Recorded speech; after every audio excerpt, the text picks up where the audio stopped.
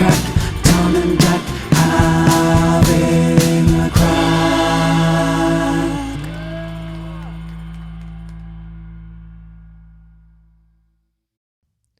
Welcome to Tom and Jack Having the Crack. Every week we sit down with another comic, have some crack. This week we have the wonderful Monica Chaterjee with us. Hello.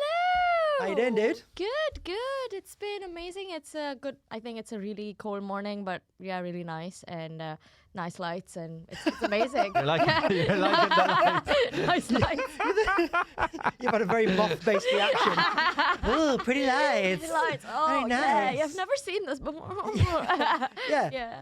You really give off the vibe of like a comic. Like, you guys have lights and heating. This is amazing. Yeah. Do you like lights? Are the thing I hate the most in comedy room setups. Like, Yeah. do you know when you can't see? You know when you can't see. Yeah, when it's like right in your eyes, and then you're literally like your eyes are watering because it's so bright, and then you have to still make people laugh. And you have to pretend like you're having. And fun. I have very sensitive blue eyes. They're not as. Do you know what I mean? Blue are the most sensitive. Could we get close up in the sink? Yeah, look, the blue eyes. It's one thing that nearly makes me walk out of a gig. It really gets. Ever walked out of a gig because the lights were too bright? No, but I might. One day. I've never walked off. Has anyone walked off a gig? No. not Monica, No. no. I mean, it's embarrassing, isn't it? Walking off, even like however bad you're bombing on stage and stuff. I don't think walking off would look really nice. Well, I was booked to do 15 minutes once, and I did 7. I did. Okay, but that's fair. But you didn't storm off the stage. No. Yeah. I think I've done something similar. Do you remember I told you that story about got booked for that wedding? Oh yeah. And I was meant to do 45 minutes at a wedding. Yeah. I won't really tell the story because it's horrific. But I did. Go for it. But I thought it was being nice because it was going so badly. No one was listening. There was a Liverpool football match on. Everyone was watching that. No one was sat down. Everyone just stood up. At one point, the daughter of the thing came up and was like, it was in Bristol. She's like, "You lot," she took the mic. and went, "You lot need to fucking listen up." Man. I was like, "Okay, thanks a lot, Janet." And I thought I was doing the nice thing because I said, like, "Does everyone want to hear more about Tony and Diane, or should I wrap it up and we'll get on with the day?" And one person was like, "Wrap it up, love." Oh man. So I thought I was being nice wrapping it up, but then afterwards they asked me to give half the money back, and I had to because I'd done half my time. Jeez. But weddings are good money though, right? I wouldn't do them. Yeah. I did a gig recently where there was a wedding planner in the audience, came up to me afterwards and asked me, did I do weddings? And I was like, not a chance. Oh. Did you do weddings? I haven't done it, but a lot of comics in the circuit, I think they're getting booked into weddings and they're doing it for the money. Yeah. Apparently it's good money. But then some of them are getting booked into their friends' weddings or cousins' weddings and stuff. And I think that's when it gets tricky because they're like, oh, make fun of the bride and the groom. So Tom, by the way, was a player back in the day. Yeah. And I'm just like, oh, that's such a cliche. And yeah, it's mad. Why would you want a comedian at your wedding? That's what I always think. I know. I did quite a few of them last year, and then like we chatted about it before, but like I always think the same thing. What your retirement party, your wedding? Why would you want a stranger to come in? Yeah, and just take the piss out of your because we all special day. Yeah. I mean, I don't know about you. Like, we've all been at those events. Like, you just want to get drunk and catch up with people you haven't seen for a while. Yeah. How many times have you been asked by a stranger if you tell them that you're a comedian? Oh, tell us a joke. Yes, happens a lot. Happened to you? Yeah, sometimes, yeah. I wouldn't say a lot, but it does. It's a person's always a dickhead. I don't talk to too many dickheads, I'll be honest with you.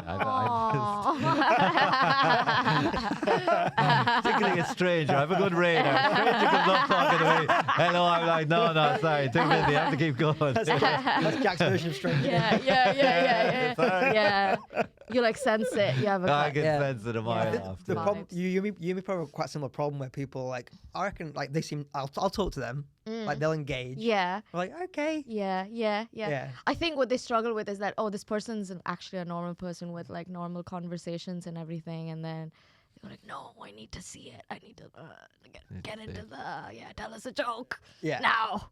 Yeah. I want to judge you out of your mind and just die and make you die and something like that. It's just, it's a lot. It's funny actually because you guys, you know Gemma Louisiana? Yeah. She was on Celebs Go Dating last night. Oh, right. What? Yeah. That's amazing. Yeah. And she was on a date with a guy, Gary Lucy. I have no idea who he is. But the clip that's gone round from her episode is she says, I'm a comedian. He's like, and tell us a joke. And to be fair to her, balls of brass just goes, it's really difficult. How about you tell me a joke? I love her so much. And she like, doesn't flinch. And this guy is going, you can see him going red. And he goes like, And then what he comes out with is, what did the chicken cross the road? Ah! And she goes, what? He goes, to get to the other side, right? Gemma! Oh, that is mad, Gemma. That's amazing. Like, you'll watch this. Yeah, that's great shit. Do you have an answer? If someone asks you to tell a joke, do you have an answer? I'm not that witty because when I'm not doing comedy, I'm essentially just kind of having fun and everything. When I'm on stage, it's a persona, it's an act. So I don't know what's the best. I think one time I was really pissed drunk and this guy came up to me and, tell us a joke. And I'm like, your mum's a joke. Oh. I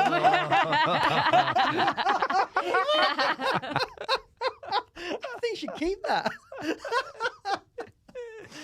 I'm not a cunt. I love the movement as well. Yeah, the whole attitude. Especially coming from, because for those who are listening, Monica, you're 3'1"? How tall are you? Close enough. Yeah, I'm 4'11". Actually, 4'10" last time I found. Yeah, Yeah. I'm shrinking here for some reason. Yeah, it's the winter. It's just. Just the oppressive British attitude. Yeah. What? Sorry. Just shrinking you down. Yeah, it is. It is. Apparently, it's Cold a thing. weather. Does cold weather make you shrink and then you heat makes you Expand. expand? Oh, you're going. So it's going out down. Yeah, it's. I don't know what it is. And come here to tell you, were you always funny in school, Monica? Oh, here we go. Yeah. Were you?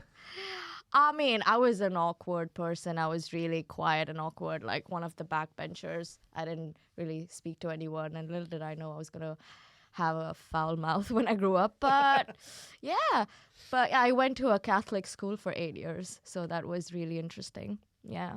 Do you think that's informed?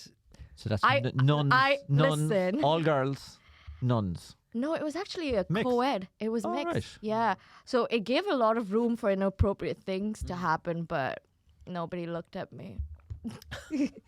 Nobody looked at me. I was just not interesting. Yeah.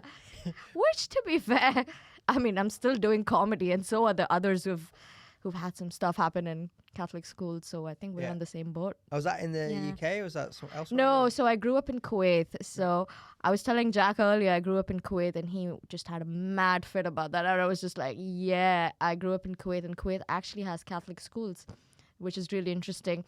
So I did all the carols every morning, the prayers, and it was, no, all in my head. And it was really interesting. What's it like going to Catholic school, like being in a Christian faith school in that part of the world? Oh, it's confusing. Yeah. It is confusing. Okay, go on. How is it confusing? Oh, man, it's like deep shit. It's a serious atmosphere. It's very disciplined. And obviously, I don't like discipline. I mean, look at me. And do you would other schools not be like that? Well, I would have thought it's been predominantly Muslim country. It is an Islamic country. Yeah. But you do have different sorts of schools there. Yeah, of course. Yeah, and people do find that interesting that you have a Catholic school there and everything. So it's very Catholic. You have the whole structure that you have the morning prayer, and then you have the Latin slogan. Every Catholic school has it, and you have to like stand in solidarity. Yeah, like Jesus is amazing. You know, like So I don't even remember what the Latin verse was, but it was intense. But you have all of that, and then you have carols during Christmas that play on the little speaker thing. So if you're in a Catholic school in a predominantly Islamic country, so you're in this little Catholic bubble. Yeah. And you walk outside. It's a bubble within a bubble within a bubble within a bubble. When I'm curious, when you walked outside and everyone, because obviously the Islamic faith is on display quite a lot and quite a big part of everyone's life. Are you like, my God's better than your God? Like was that a? We couldn't walk outside. No way. No, for real, we couldn't. We always needed someone to walk with. So I learned a lot about walking outside freely after I left. because it's quite something. Yeah. You can't walk outside on your It's own. not safe. It's not. Back in the day, yeah, it wasn't safe because if you were walking outside alone as a woman, people would just find that really weird. All right. Yeah. I would get stared at and everything. So it was from one block to the other would be an awkward experience. It's literally like, I don't know, the marathon. So you gotta go from A to B really fast as you can.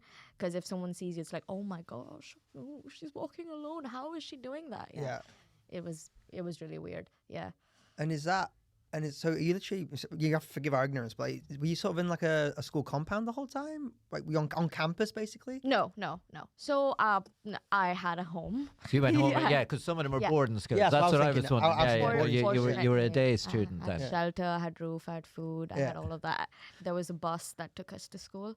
And so we used to go early in the morning at 6 a.m., take the bus, go to school, do the prayer, do the carols, do the lessons, get spanked once or twice, and then come back and not share trauma, just sort of suppress it, and then go on about our days. That's Yeah. common. That's So let me just get your day. So 6 a.m. you're getting up to go to school. That's quite early. Yeah. That's earlier than we would have done. Yeah. And what time does school finish? I think about 2:30 in the afternoon. All right, so you're finishing earlier. Yeah. And then what would you just watch telly then? Is your life similar to ours or? Yeah, we had this like weird tradition at home where only in the mornings we could watch the news and nothing else. So it was like, strictly news and current affairs and things like that. So I would watch that growing up, and then I like 5, 6. yeah, it was just like the TV would be on. Yeah. So I would just Sky be like News, listening 24 I'm sorry, to but the news. I'm like 5, 6 years old though. Yeah, like 9/11. I heard it when We would. The news was on in on my house all the time. having right? like Right. a glass of milk, and suddenly I hear like these two towers go. Okay. It was and then we go to school. We did a whole carol about it. I think praying for the lost souls and stuff like that. So it happened. Yeah, it was quite intense. But yeah, basically news in the morning, do my school shit and stuff. Come back, and then I think just watch like soap stuff, like soap, like. Read. It's kind of similar. I think school is similar everywhere in the world, isn't it? It's not. Life, yeah. Yeah. Because my school was Catholic, and we did like prayers Yeah. and mass every Wednesday. Was Yeah. yours Catholic school? It was, but we didn't do like you might. I do. See, in my school there was boarders and there was day pupils. Right. So the school had maybe 700 students. I think 150 were boarders, and the rest of us were days. So we just went in and out. So we didn't really do much of the prayer stuff. Like maybe once a year, if even. You know. Yeah. I don't know, we were like it was a state school, but it was a Catholic school. So we every Wednesday you just break off from lessons, do mass. Yeah. And then when we'd go play like rugby against a Church of England school, they'd look at us a bit weird. They'd be like, "What goes on in that school?" Like I hear you guys are like hanging out with priests all the time. Yeah, weird thing in our school. We had like a church and a chapel, and I never understood the difference. Was one consecrated and one not? Chapel. Church and chapel. Yeah. I mean, church is bigger, I would assume. Yeah, chapel's smaller. But and also, I think in churches you don't have to kneel down. Now, it could be completely wrong Chapels here, are but more. if the church got some of the body of Christ, That's and why a chapel doesn't have, so the community. I think that could be the difference. Because that is weird. So my dad was raised more Catholic than me, Oh, right? okay. And you just mentioned body of Christ. We're having this conversation the other day, and I was like, it's a bit weird when you think about we were raised to believe you're literally eating someone's body. And my dad was like, no, you don't. It's a representation of it. I was like, that's incorrect. That is like the biggest difference between Church of England, Methodist, and Catholicism. We believe it's called transubstantiation. Yeah. We literally believe we're eating the body of somebody. And a Church of England person just thinks like it's a representation or like I wouldn't say it's the biggest difference. I think divorce was a big part of it.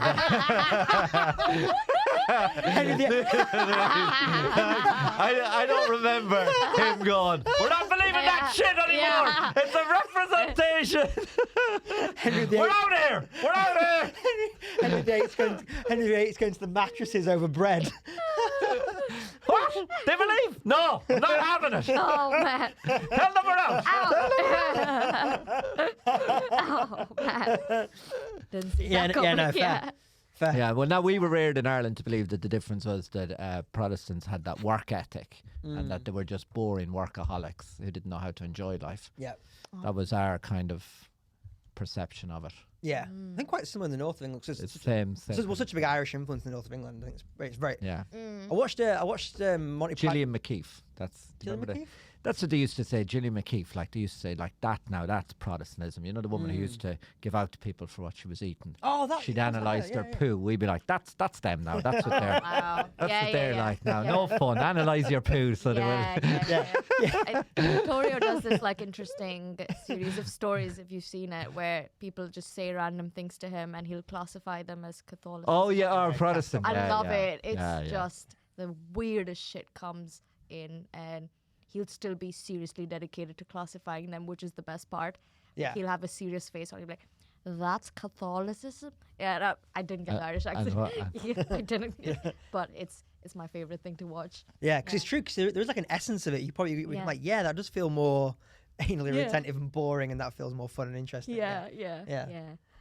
Yeah. So how when did you? So you left school and then you went to university over there. You went to university over here. What was the? Yeah, it was an interesting switch because after obviously the Catholic upbringing got really intense for me. I think my parents realized that I was reaching my breaking point.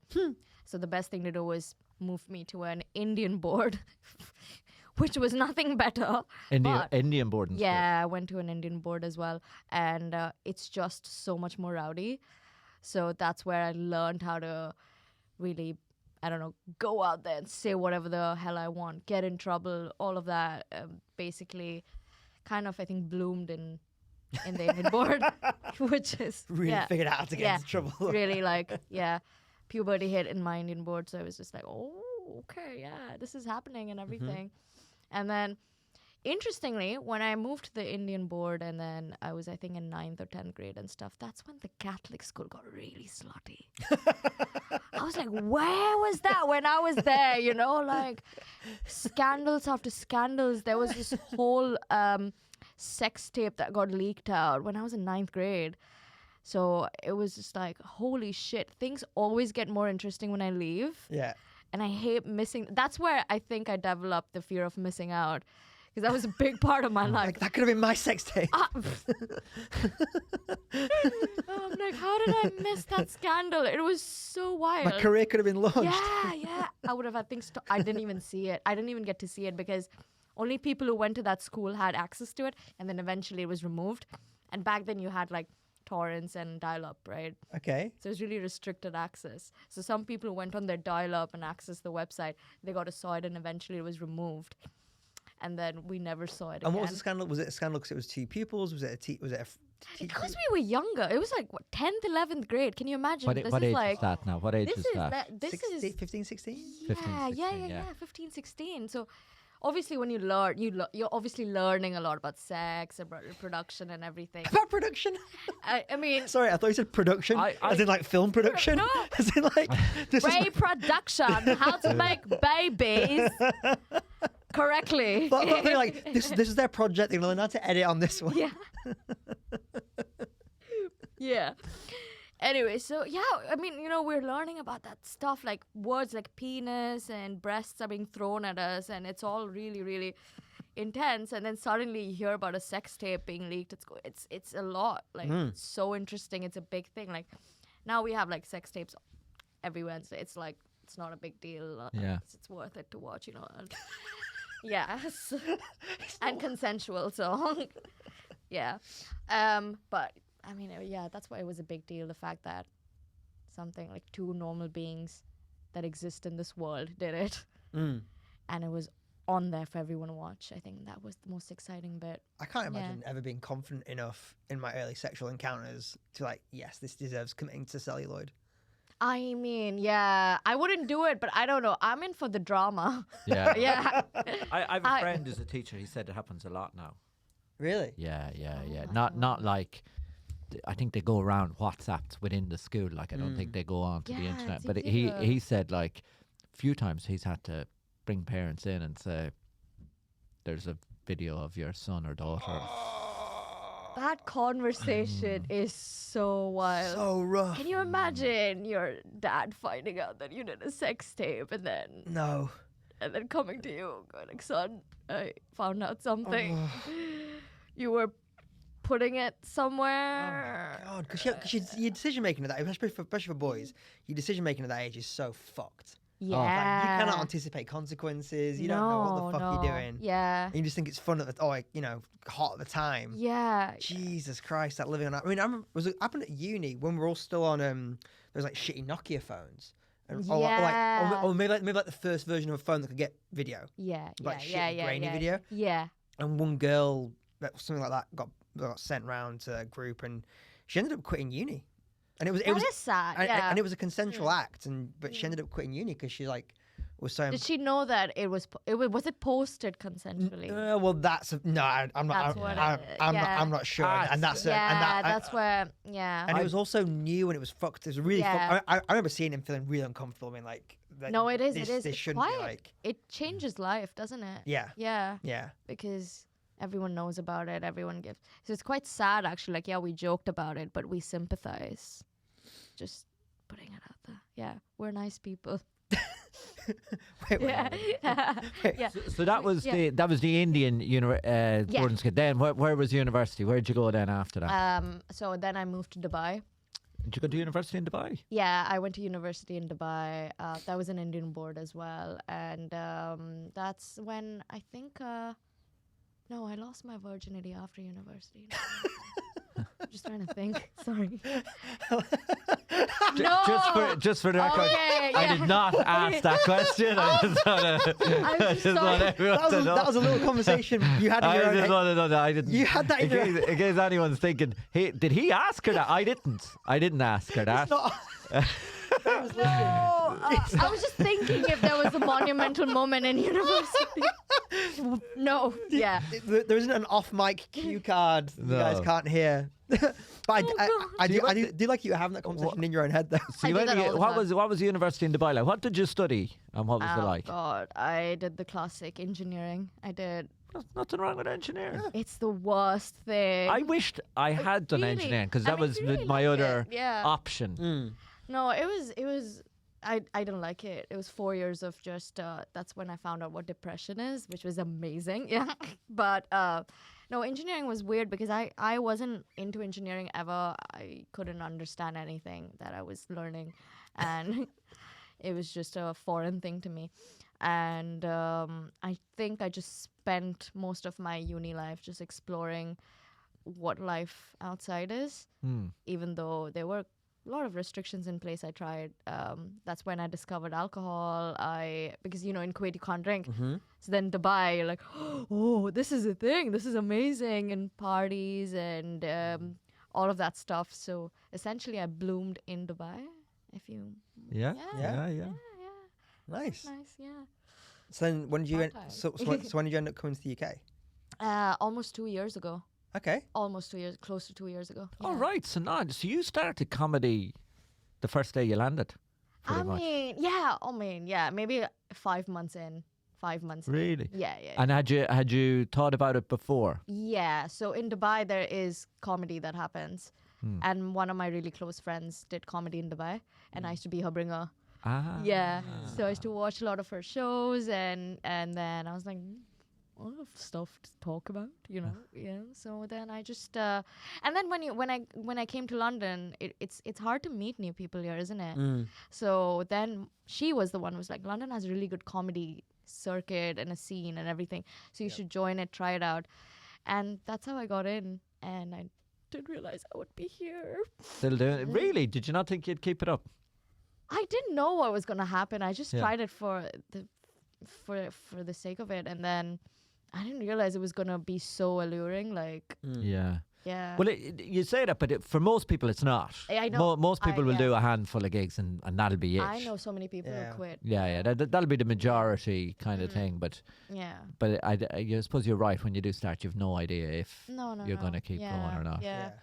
But it's been pleasant so far. So yeah. Pleasant. Yeah. It's been a pleasant experience. Yeah. So it's not that bad. I quite like it. Yeah. Yeah. I think you're right about meeting new people in London. You need a thing quite often. Like work is a thing for some people. Yeah. Because we're a very high context culture. Oh, I agree. Yeah. We always need something artsy to keep going. Yeah. And I don't know. But did you do anything else apart from comedy? When I first moved here, in life? Oh, in life? Yeah. I acted a little bit. I wrote some stuff. Yeah. Yeah. What about you? I did radio.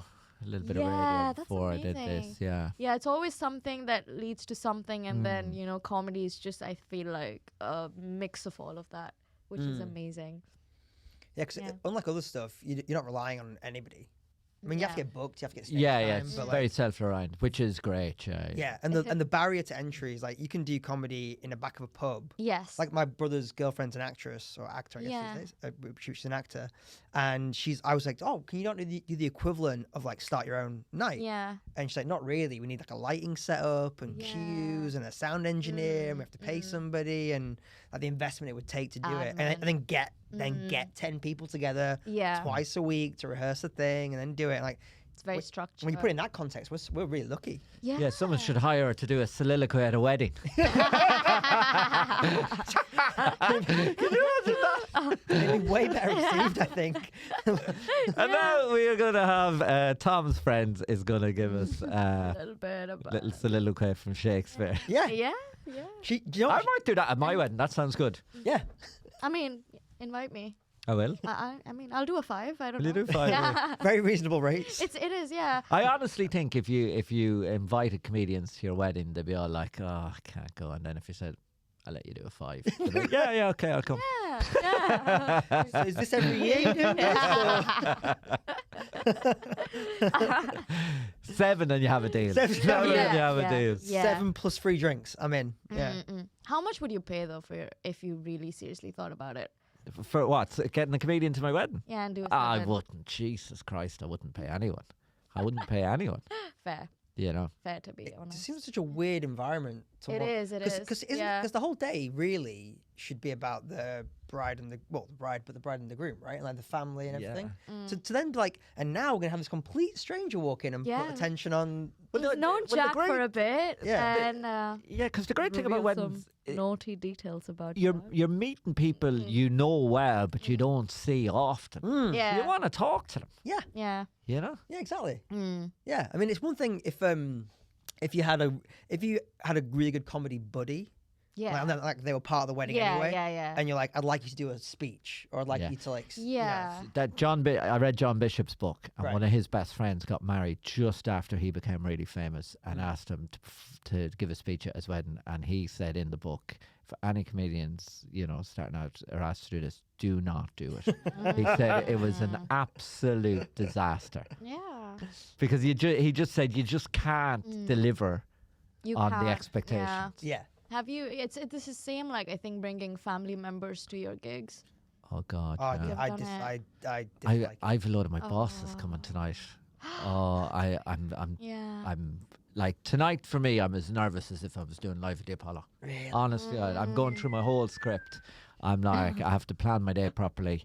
I'm doing a gig in Crawley, and the head office of my company is beside Crawley. No way. And I don't know how many are coming, but like 2 people I talk to directly who are above me at work are coming tonight. Oh. Mad. Are you gonna keep in the stuff about? I think I am. I think I'm just going to pretend they're not there. Yeah, totally. You know. Yeah. I don't think you have anything wildly concerning. I think. No. Not, yeah. No. Who knows? Yeah. We'll see tonight. 9 o'clock. Yeah. No, they have, like, I know one of them definitely has seen videos online, and I don't think there's anything online. Yeah. I don't think there's anything majorly different. Yeah. Yeah. No. Yeah. It's quite weird. But anyway, do you still work as an engineer now? Then? No, I don't. Oh, you don't? No. I left that long back. So then I transitioned into event planning. Oh, right. Yeah. And then I did my master's here in event management, and then now I'm doing events. So yeah. That's a great parallel job for comedy. It is. That it is quite similar. But obviously my day job is more serious and it's more intense. It's different. Yeah, but going into comedy it is like 2 similar jobs. So it's not too different for me to get overwhelmed about it. But you get to like see venues, meet venue owners, get ideas. Yeah. But I think most of my events happen virtually. So that might happen later next year, where I'm gonna transition into face to face, and then see a lot more venues. Probably try to run a night. That's interesting. Yeah. So how come the event's happening virtually? Is that a COVID hangover? It's a Is COVID thing, and then you Okay. know budgets were, observed. And Anyway. who are you running the events for? What kind of? So it's organisation?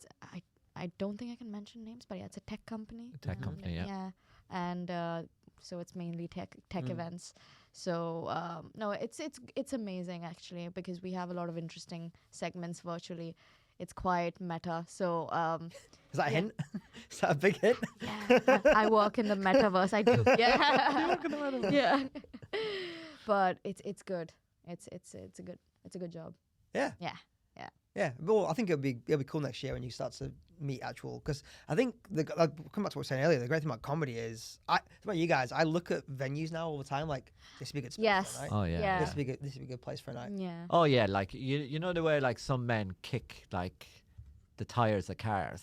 Yeah, If I'm in a pub or I go looking at an empty room, like fucking seasoning it all up, hitting the door, Yeah. clapping to see what the I sound. do the same thing. Like, it's a whole thing in my head. Yeah. Like people cheering, clapping. It's Walking by a pub and then walking back, looking. Yeah. What's that room like? I've done that. I've gone into a pub. I'm not. Yeah, the interview and yeah, it's yeah. been like, hey, wouldn't use it. Sorry, mate. Only gets used for weddings. Weddings, you say? Yeah. Don't mind me. Yeah. Ladies and gentlemen, Jack Hester.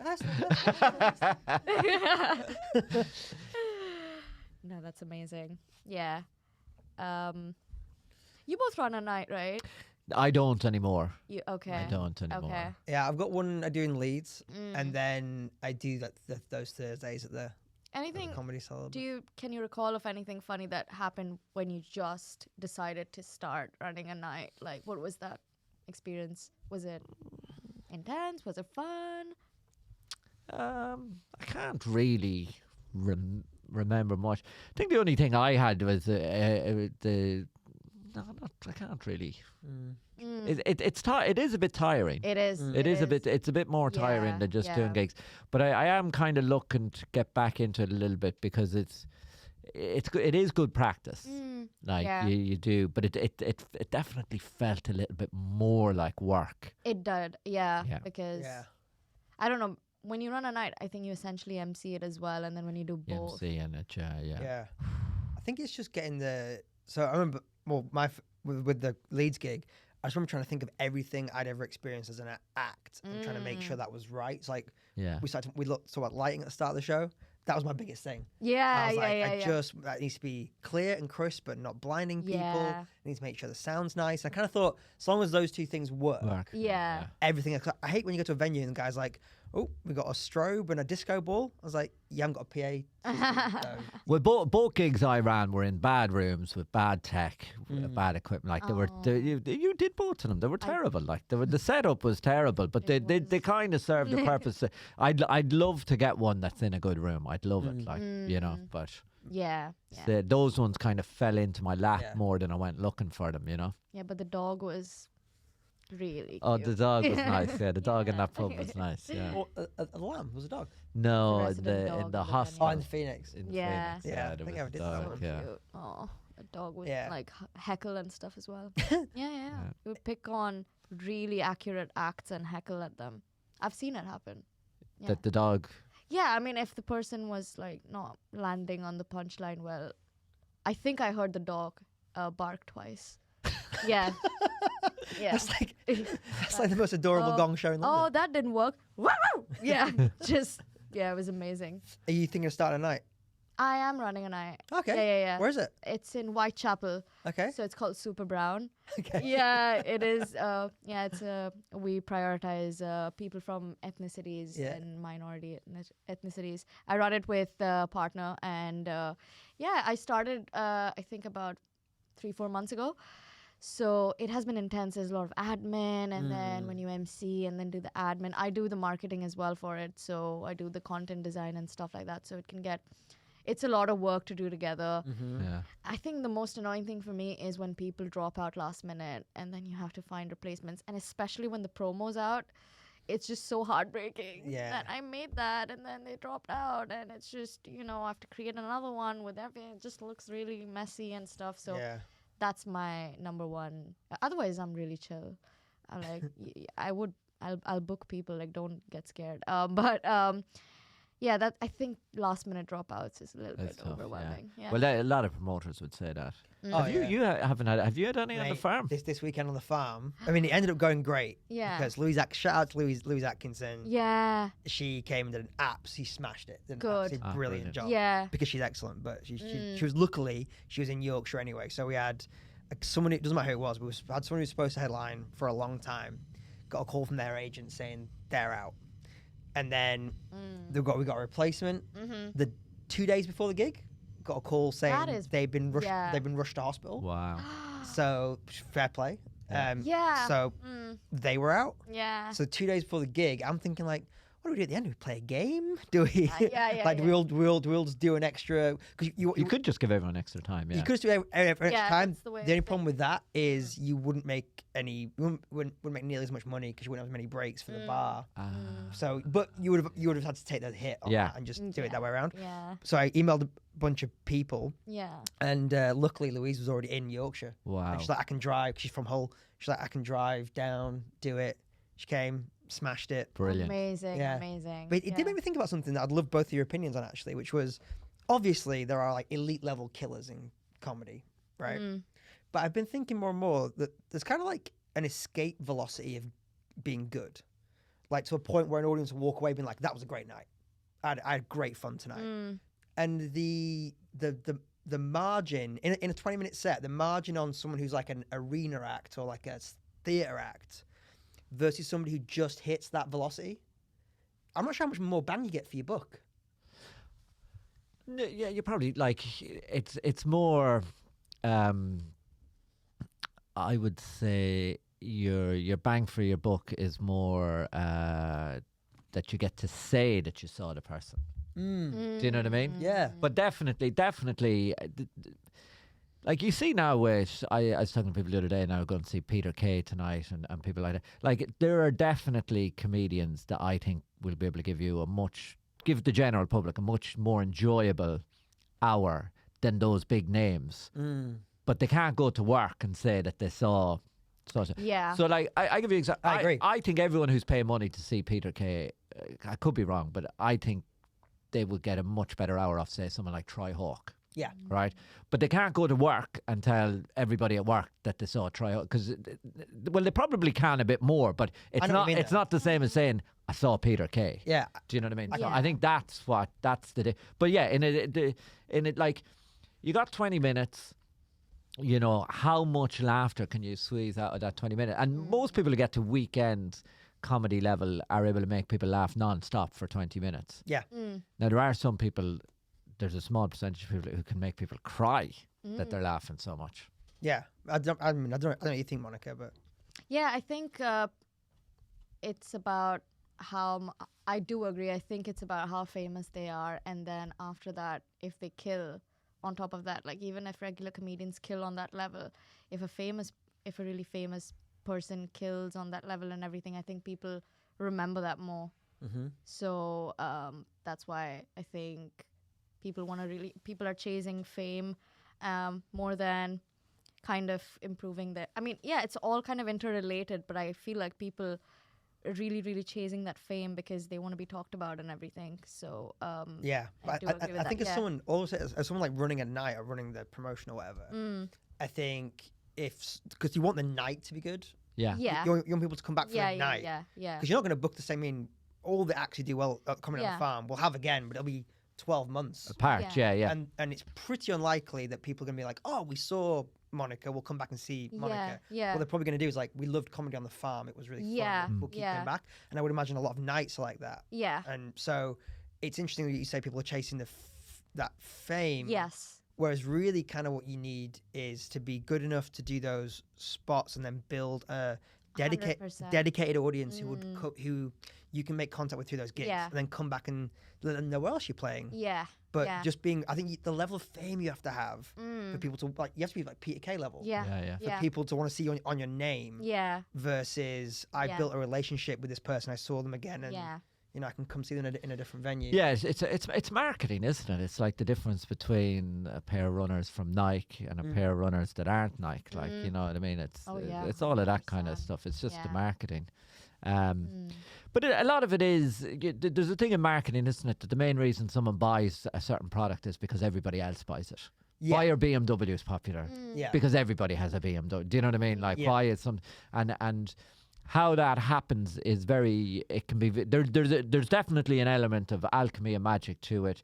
It can be a very hard thing to pull off consciously. Yeah. Most big brands didn't consciously become big brands. Like...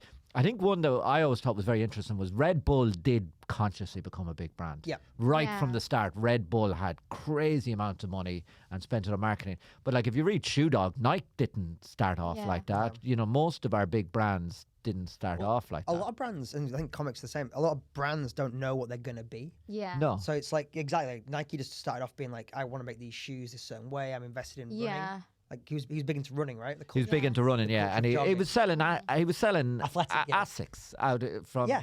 Japan out of the boot of his car. So weirdly, my dad had the first ever. My dad worked in advertising.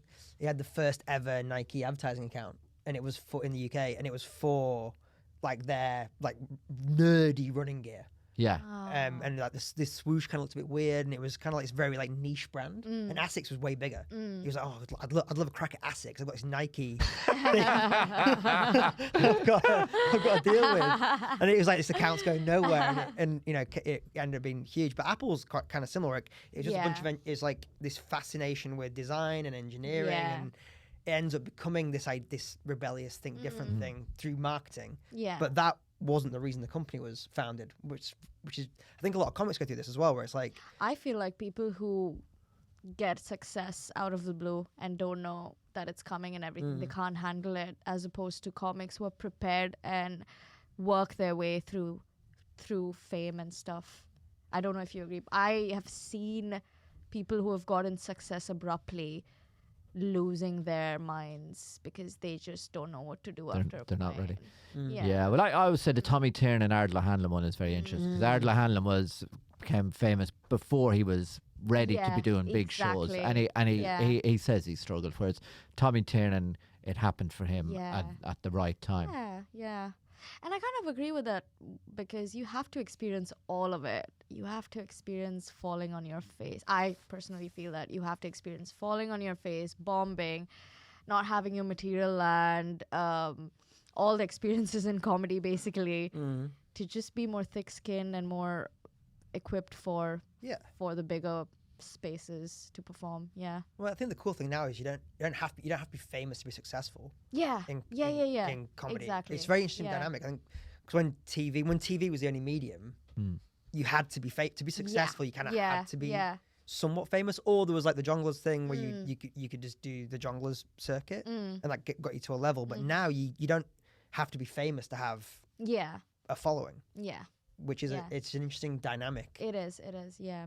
I don't know. I do agree with that. As in, I'd rather do a few open mics where I know that the audience is friendly and nice, and just try new things over there without any fear of falling on my face or anything, because I know that this venue is nice, and even though it's not that big, I'll still go there, have a good time, and hang out and come back home. So it's quite comforting in a way, but also the comfort space can be dangerous because then you see other people doing really well, and then you go like, wait a second, like it gets to you sometimes, doesn't it, when you see other people Yeah, I think that's human nature. You really have to just ignore all that. But it is hard to ignore all that because well, that's I think if we weren't all on social media, we'd be less aware of what everyone else is doing. Like 100%. Yeah, I've been thinking about it recently. I've been thinking of like kind of completely ignoring social media for a few years. Amazing. I just I could be wrong now. I think it's taken some of the fun out of it. I think everyone's got to do what's right. What's for them? Yeah. It's very subjective. Yeah. I mean, I'd love to know what you think about it. I mean, I currently right now I am kind of taking a break just watching comics, checking what they're doing, where they're going, what level of success they've had and everything. I've just sort of shut down a little bit and started writing, exploring new material and everything, and I'm quite enjoying it.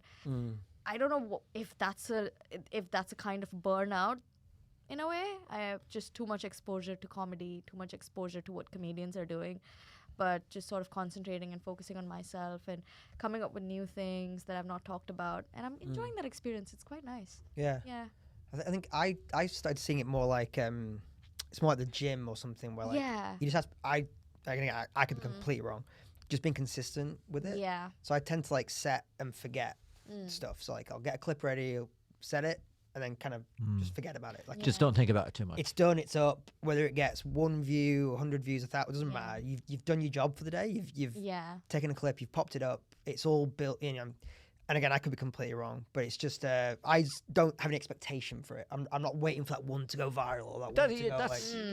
That's probably the healthiest and It the is right way quite to do it. healthy. Like, whereas I'm looking at my phone the whole day going like, make me feel good. Fuck you. You know what I mean? What's wrong with you? You did it before, do it again. What's going on here? You draw me in, you got me addicted. Now, give me something. What, do I have to get a bigger phone now?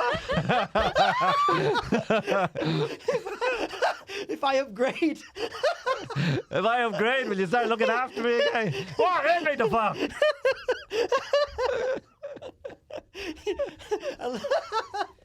the logic of that is fantastic. 64 gig, let me get me, Dad. I thought I could handle it. Just one more hit. Just one more quick hit. I'd love to do a bit about phone addiction. Do any of you ever get this? I think the weirdest thing about my phone addiction is, right, I keep my phone in my pocket, right? And I don't have a ringtone or anything on it. It just vibrates if I get a notification, right? Now, some days I'll take my phone out of my pocket and I put it on a shelf at work, and I swear to God, I'll be working away, and the next thing I will get a sensation in my leg as if I have received a notification, and I will put my hand in my pocket and I'd be like, and it's like, how the fuck are they doing that to me? Do you know what I mean? Like, that's physical phone withdrawal. Yeah, it is. Yeah. That's exactly what it Like, is. what the fuck? Yeah. I don't understand how that happens. Yeah, I've had that, and Yeah. I've started leaving my phone in the different rooms of my flat, Yeah. so that I have a moment for myself where I'm like, it's not even in this room, Tom. Yeah. Like it can't be that. Mine's worse. I've had my phone in my hand, and then I'm looking for my phone in the bedroom and I'm just like, where is it? Where is it? Oh my God, I need to check it. There are messages on it and everything. Meanwhile, it's on my hand. That's the level of insanity that can inflict. You're right. I've never heard anyone say that before, but like physical withdrawal is a really good way. It is a good. That's physical withdrawal. Yeah, it's exactly what it is. Yeah. Because when people are like, "Oh, it's so crazy that Elon Musk wants to have a Neuralink in our brain," it's like, how different is it? I mean, it's in your body, which is weird. But like you said, so many of us walk around with it attached To us. to our hand. Yeah. Well, have you heard this one? I don't know if it's just unique to Ireland, but I do know it happens in Ireland. In Ireland, people get buried with their phones. No. What? Like an Egyptian king Like with all an that. Egyptian pharaoh. Honestly, She'll never see my such history now. people get buried with the phone in their hand. When did that Oh start? my God. That's how it started. It started a long time ago. Really? Yeah. Imagine going in the night, strolling in a graveyard Yeah, that's the like, ring. from like one of the. Yeah. It would be wild, wouldn't it? Yeah. Dig him up, get that car from warehouse now. And suddenly the soil brightens up because the light is on from the phone, and it would be like, oh, the angel is Just here. get a mourning widow like, who's this bitch calling him? Yeah. When did is there a reason? I think I first became aware of it. It's a part of who the person is, and Oh wow. But now in Ireland, again, I don't know if it happens in other places too. In Ireland, in the graveyards, you can go along and you can see like a floral arrangement of like a pint of Guinness and a box of cigarettes. Right. Oh. Yeah. Have you ever seen that? No. Did you do that here? No. No. You don't know how to fucking bury your dead at all. You'll see things like that. So like, I don't know. Yeah, it's like I suppose the mentality is the pharaoh king. Like, Yeah. But I've heard this. I think, Irish funerals are really interesting. There's this comedian called Lee. I'm sorry, I don't remember her surname. She talks about how Irish people hire women to wail wail. to wail in At- Irish at funerals, funerals. just to create that environment of intense emotions. I think that's genius. Like whoever came up with that idea, like, oh, I think we should hire women to cry. Get the atmosphere right. Yeah. You know, like- So if, Go for it. if anyone's booking a gig, that, that'd be pretty insulting if someone came up to you after a gig and was, listen, I got a job for you. Yeah. Just pretend to laugh. Yeah. Monica, where can people find you on the internet? Oh, I'm on Instagram. It's Monica Chaterjee. I always find this bit so awkward, like plugging myself in. I don't know why. It's just Go for it. Yeah. You'll find me on Instagram. It's Monica Chaterjee, MonicAChatt for turd. ERJEE. Oh dear. Yeah. And I'm on TikTok as well. I don't know why I'm embarrassed about it. I'm on TikTok and it's Monica Chaterjee 6. 6. Yeah. 5 other Monica Chatterjees on there, is there? No, And she's slowly trying to kill each of them one by one. I will. I think, I was born on 6th, so that's okay. a really That's why you're on cheesy 6th. plug-in of my, and what else? I'm on Facebook. I'm not on Twitter. I think Twitter is really overwhelming. But yeah, that's where you'll find me. And when is Superbad on? When Super bad? Super Brown. Super brown. Super Brown. Jackson. Super, Whoa! Whoa! the judge. That's a movie, isn't it? That's a movie. That's a movie and a Freudian It's slip. actually a really good movie. It's a good movie. Yeah. Is that where you got the name from? No. No, No. we got it from Super Bowl, actually. All right. Super. When can people go and see Super Brown? When's it on? So we're having our next show on January 19th, and we have the very fabulous Shazia Mirza headlining. Oh, wicked. Yeah, so it's going to be, it happens once a month, usually every third Thursday. And it's at Whitechapel at the London Hospital Tavern. So it'll be amazing. Yeah. So very good. If anyone's interested. Wicked. Yeah. Well, it's been lovely. Design My Night, by the way. Design My Night is where you'll find the tickets. Get over there. Get over there for that. Well, yeah, been a lovely chat. Lovely chatting to you, Monica. Thanks for coming in. Yeah, Lovely. Thank you for having me. And amazing. of course. This has been another episode of Tom and Jack Having the Crack. We'll see you next week. Take Cheers. care. Tom and Jack having a crack. Tom and Jack having a crack. Tom and Jack